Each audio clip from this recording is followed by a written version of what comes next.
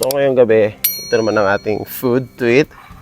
Sopas. Ito kanina kinuha nating mga gulay sa ating garden. Just tabi-tabi lang. And then we are now going to eat. Ako mga sopas na kinakain natin ngayong gabi because we're still experiencing Hang Amihan. Tonight is March 20, 2026.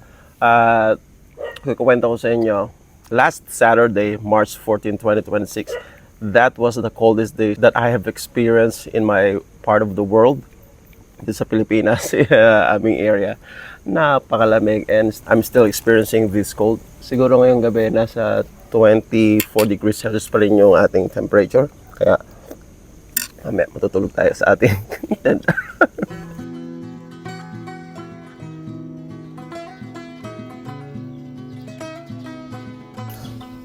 So, tuloy na tayo magpaalam dito sa plant ng lettuce. So, there are only 2 left.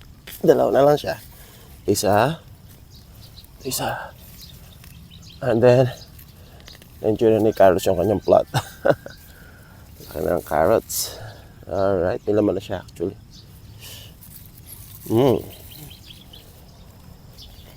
At dito sa portion na to, itong plot na to. Right natin ang lettuce. Kunin natin. Masyado nang matagal tong lettuce na to eh. Okay. Okay. Okay natin mamaya sa camping natin. Marami tayo sa ating ground, sa ating yard. Alright.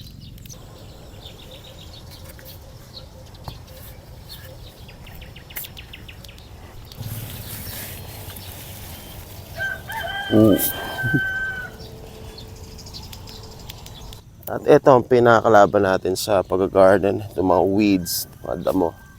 Dami niya talaga. Mamaya.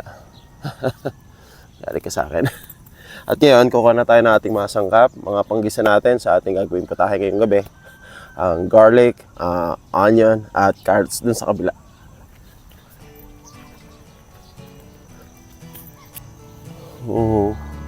Laman-laman na rin siya. Actually, this is my first pick, ha. Okay. So, try natin. Okay. Garlic. Ito. Pero okay na yan. Panggisa na tayo.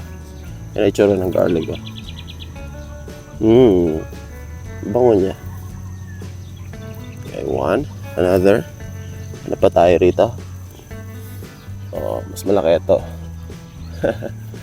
Actually, itong bawangan ko rito nilagyan ko ng carrots. Ito, kung makita ninyo, nakahalo na kasi nga na-expect na rin natin na aanin natin to, kaya sinigit natin carrots. Pero ito, ano kong pick. Bango. Wala pa siyang bulb. Wala niyo makita mong bulb. Siguro ko lang pa sa gulang. Actually, itong portion ng garden ko, puro first pick lang to eh. Yung garlic, cabbage, saka itong carrots. Let. Grabe siya. Actually, hindi pa nga to talaga magulang. Ang lit pa ng dahon.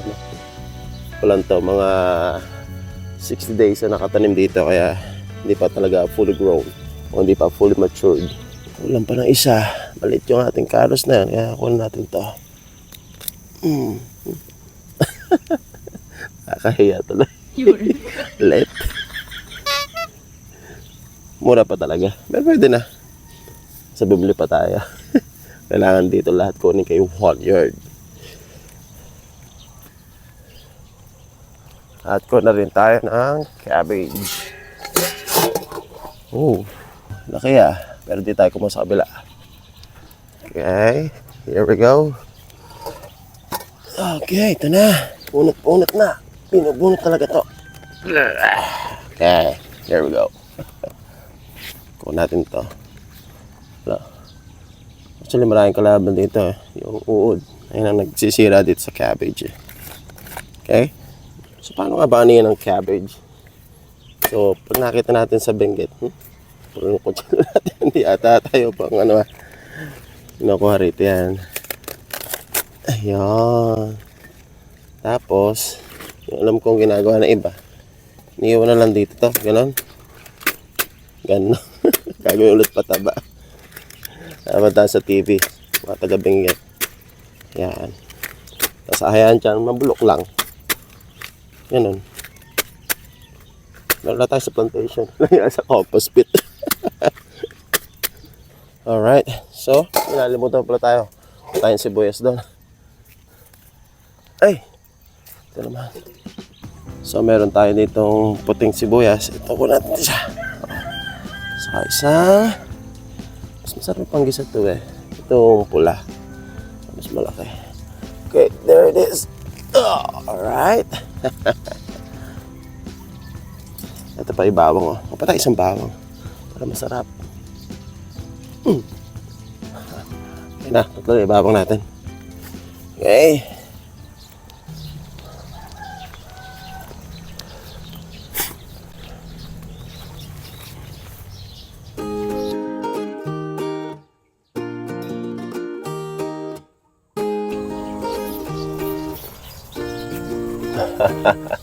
Laki ah.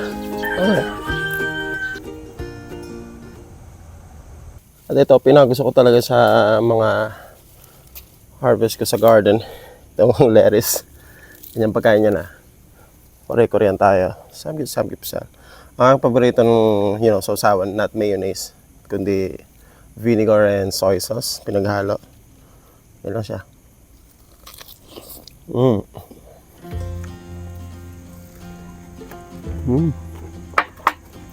Halos na ubos ko.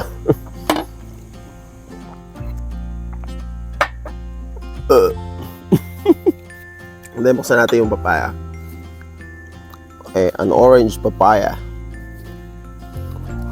Ooh, ho, ho, ho, ho. Pampano daw to.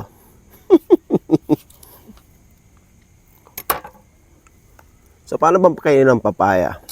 Ng mga ka-1 yard, ha? Pinapangos siya. Iba, gusto na binabalatan. Parang sa ganun. Direct daw sa kanilang bibig. Pero pagkano papaya talaga nito?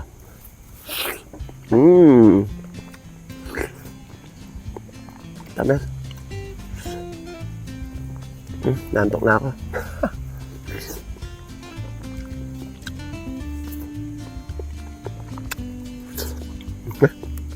So it's time to lay down and take a rest. So good night everybody. I'm saying goodbye now. And this is 1 yard. Punta na tayo sa tent. Busog.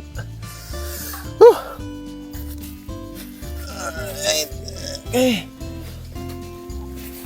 Bye. Subscribe to this channel. This is 1 yard. And if you like this video, share this video. Bye.